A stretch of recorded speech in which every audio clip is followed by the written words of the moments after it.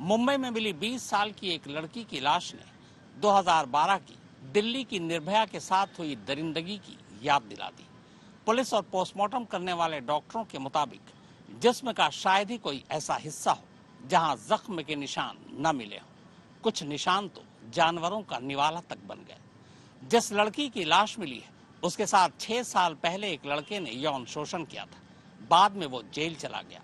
शक है कि जेल से आने के बाद उसी ने ये कत्ल किया।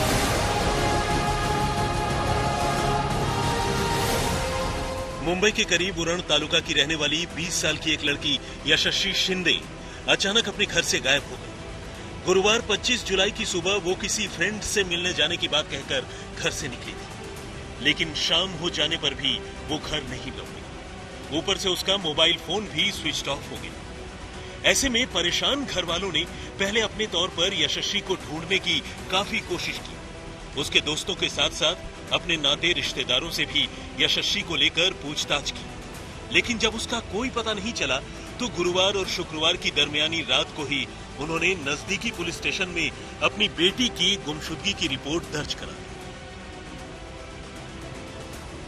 कॉमर्स की पढ़ाई पूरी कर यशस्वी एक कंपनी में डाटा एंट्री ऑपरेटर के तौर पर काम करती थी। घर वालों के मुताबिक उसका सर्कल काफी लिमिटेड था।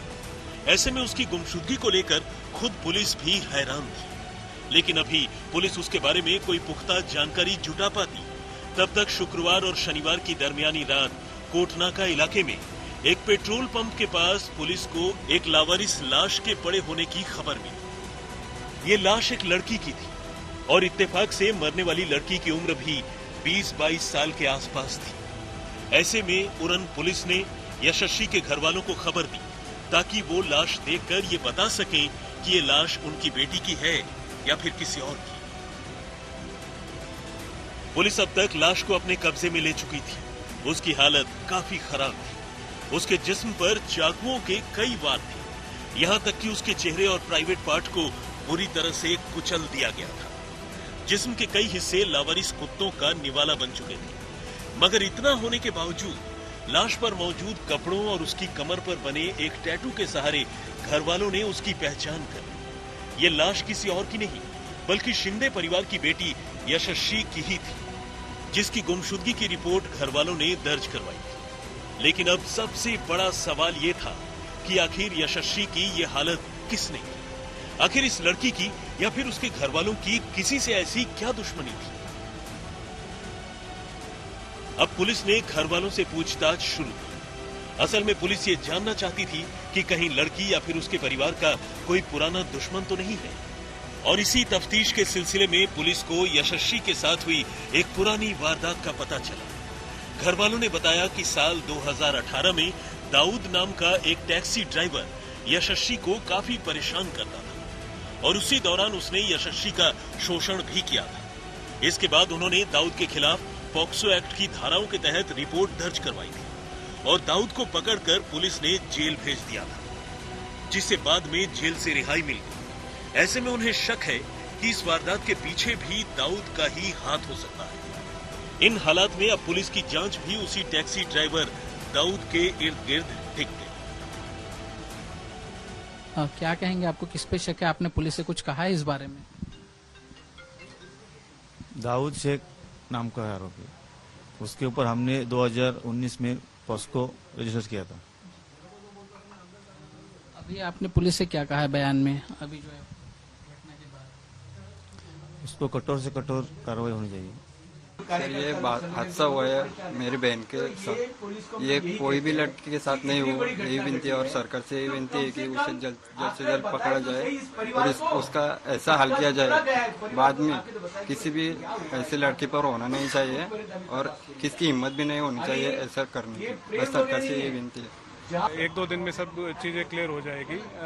आरोपी हिरासत में लिया जाएगा, तब आपको इन्वेस्टिगेशन के बारे में बता दिया जाएगा। क्या लास्ट लोकेशन को लेकर के कोई और जानकारी मिल पा रही है? उसका फोन एक्टिव है नहीं है? क्या उसने डिस्ट्रॉय कर दिया? ये कुछ बातें अगर बता पाए आप। हमारे पास जानकारी है और उसके अनुसार इन्वेस्टिगेशन चल रहा है और हम पॉजिटिव डायरेक्शन में है। आखिरी लोकेशन कर्नाटका बताया जा रहा है, क्या आगे का लोकेशन कुछ पता चला आप लोगों को? नहीं, अभी हम आपको सब चीजें नहीं बता सकते, लेकिन हम इतना ही बता सकते हैं कि वो जल्द ही उसको हिरासत मिलेगा। घर वालों का कहना है कि जेल से बाहर आने के बाद दाऊद फिर से यशस्वी के पीछे पड़ गया था और इस बार खुद के जेल जाने का बदला लेना चाहता था। उसी ने साजिशन उनकी बेटी को बातों में फंसाया और खुद से मिलने बुलाया और मौका देखकर उसकी हत्या कर दी। दाऊद ने जिस बर्बर तरीके से यशस्वी की जान ली, उसे देखकर साफ है कि उसके मन में यशस्वी और उसके घर वालों के लिए कितनी नफरत थी। कि 19 में उसको अंदर डालने के बाद, उसको जब अंदर डाले, वो गुस्सा उसने दिमाग में रखा। वो आने के बाद भी हमारी बच्ची को तकलीफ देते रहा, बाप को बोलते रहा। तो वो बाप ने फिर उसको कहा कि भाई आता एकदा तुला आम्ही बंद केलेले, तू जरा सुधर।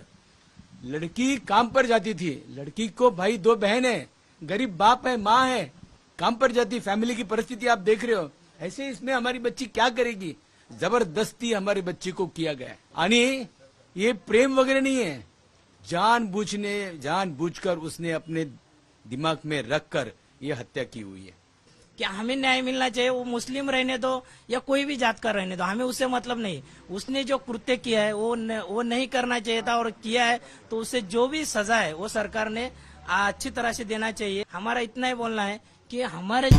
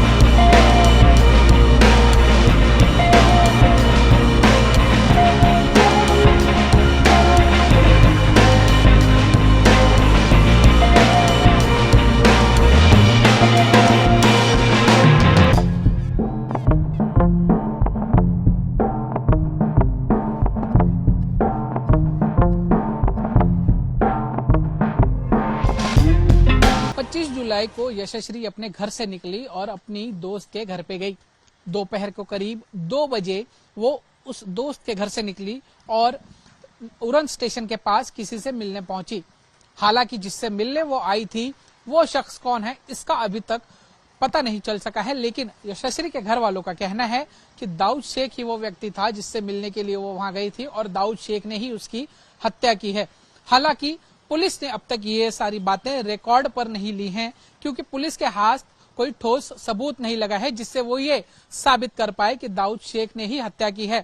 हालांकि पुलिस सूत्रों की अगर माने तो उनका कहना है कि 1 से 2 दिन पहले दाऊद शेख को उरन और नवी मुंबई के आसपास के परिसर में देखा गया था और हत्या के बाद से ही दाऊद शेख की तलाश जो है वो पुलिस द्वारा की जा रही है। इसी कड़ी में नवी मुंबई पुलिस ने 5 टीमें बनाई हैं, जिसमें से 2 एक बाहर हैं। एक कर्नाटका में दाऊद शेख की तलाश कर रही है तो दूसरी बेंगलोर में। कर्नाटका वही जगह है जहां पर दाऊद शेख रहता है और जो उसका नेटिव प्लेस भी कहा जाता है। हालांकि पुलिस के हाथ अभी भी कामयाबी नहीं लगी है, लेकिन इसकी जांच जो है और तलाश दाऊद शेख की युद्ध स्तर पर पुलिस द्वारा की जा रही है। उधर जिस बर्बर तरीके से इस लड़की की जान ली गई है, उसके बाद लोगों में उसके कातिल के खिलाफ जबरदस्त गुस्सा है। कई नेताओं ने आरोपी के खिलाफ कड़ी कार्रवाई करने, कत्ल के साथ साथ दलित लड़की के उत्पीड़न का मामला दर्ज करने और उसके खिलाफ फास्ट ट्रैक कोर्ट में केस चलाकर उसे फांसी देने की मांग की है। यशस्वी शिंदे के परिवार से मुलाकात की, उनकी माताजी, पिताजी और रिश्तेदारों को हमने वचन दिया है बहुत ही जल्दी जो भी आरोपी हो, फिर वो मोहम्मद दाऊद शेख हो, उनके सहयोगी हो, उनको गिरफ्तार किया जाएगा। ये जो दुर्घट घटना हुई है ये बड़ी घृणास्पद है। इसमें जो आरोपी है वो आइडेंटिफाई हुआ है, उसके पीछे पुलिस की टीमें भी गई है और बहुत जल्द उसको पकड़ेंगे ऐसा विश्वास पुलिस को है। और पुलिस ने हमसे 2-3 दिन का वक्त मांगा था, इसके लिए हमने अब बुधवार तक का उन्होंने समय मांगा है। बुधवार तक वो उनको कामयाबी नहीं मिली तो आगे क्या करना है इसके लिए भी हम बैठ के तय करेंगे और फिर जो अगला कदम है वो उठाएंगे। वो सख्त और कड़क होगा, यही मैं यहाँ बता सकता हूँ। फिलहाल सवाल ये भी है कि अगर घर वालों के दावे के मुताबिक दाऊद ही उनकी बेटी का कातिल है, अगर उसकी लोकेशन भी नवी मुंबई यानी उरण के आसपास मिली है, तो फिर वो पुलिस की पकड़ से बाहर क्यों है? क्यों कई टीमें बनाकर आरोपी की तलाश करने के बावजूद पुलिस के हाथ खाली है? सवाल ये भी है कि अगर मामला कत्ल का है तो फिर इसका मकसद क्या है? क्या वाकई पहले भी लड़की के शोषण के मामले में गिरफ्तार हो चुका आरोपी उससे या फिर उसके घर वालों से बदला लेना चाहता था? अगर ऐसा ही है तो यशस्वी इस बात को समझ क्यों नहीं सकी? अगर उसे अपने किसी गुमनाम दोस्त से मिलने जाने में डर लग रहा था तो ये बात उसने अपने घर वालों को क्यों नहीं बताई? सवाल कई हैं जिनका जवाब अभी पुलिस को ढूंढना बाकी है। दीपेश त्रिपाठी, मुंबई, आज तक।